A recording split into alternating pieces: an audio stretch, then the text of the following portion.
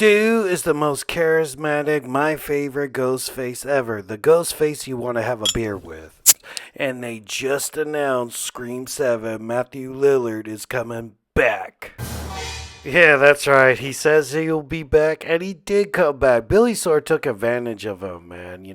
Stu needs a chance to shine on his own.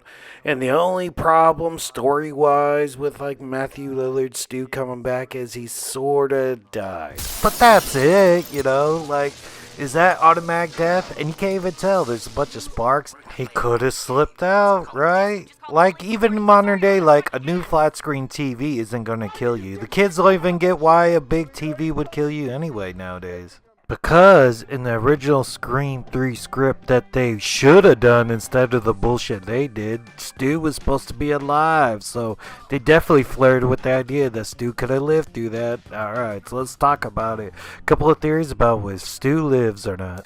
So really, what's your cause of death here? Is it electrocution? I think it would be hard to breathe with the TV sitting on your face. Like maybe it crushed your nose and everything and swelled up and you couldn't breathe and that's how he died. More like you're suffocated by a TV. But, if he moves pretty quick, right? Like, she immediately fucks off and goes try to kill Billy. Alright, so Billy and her are fighting to the death, and then all the meanwhile, Stu is there with the TV on his face, laying there dead. He could have maybe took the TV off and bugged off and never to be seen again. Yeah, wouldn't it be ironic, slasher movie like that's what they were doing. They were watching Halloween on the TV. Like Loomis thought he killed Michael Myers when he fell out the window. Then they went to go check and he's not there. That could be the same thing that Sydney does and everything, right? After killing Billy, she goes over to Stu, where's Stu TV face, right? Oh shit, he's gone. Wow, just like Michael Myers. Find it, you dipshit! Get up! I can't, Billy. You cut me too deep. I think I'm dying here, man. Alright, so Stu just thought he was dying a moment ago, right? I don't feel so good, so I don't, you just not gonna feel better after a TV falling on his face. Probably needs to go to the hospital if he's gonna live at all, and that means probably surrendering and going with the police. Or the police caught him, right? That's what they did with Michael in Halloween 2018. They just went, yeah, we shot him, he fell out the window, and I guess he got up, got away, and Sheriff Hawkins arrested him. Then he would have a trial for killing Rose McGowan. Ooh, hot ass, no bra wearing Rose McGowan, right? So, or he can blame the whole thing on Billy, right? Billy could be the fall guy. Be like, hey man, you made me do it or you was gonna kill me.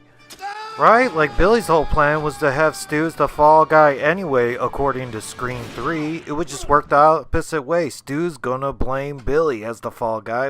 Man, he was crazy and made me do it. Hello? Oh, Stu. What's your motive? Billy's got one. The police are on their way. What are you gonna tell them? Peer pressure. I'm far too sensitive.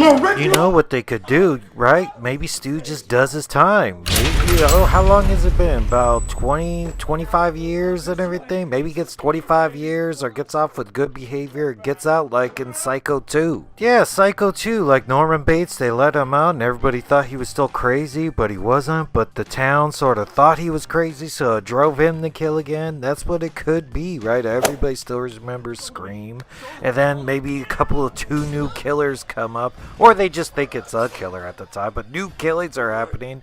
Everybody thinks it's him, but they're wrong and it's somebody else, and that's the whole twist. That's sort of what they did with Scream 2. They thought, oh man, Cotton Weary's it, right? Or at least I thought so when I first saw it, but nope, you'd be wrong. It was Mickey and Billy's mom. Speaking of doing the sequels, what about if they did the original idea they had for Scream 3 and make Stu the American Me gangster who's running the cult of killers from inside the prison, right?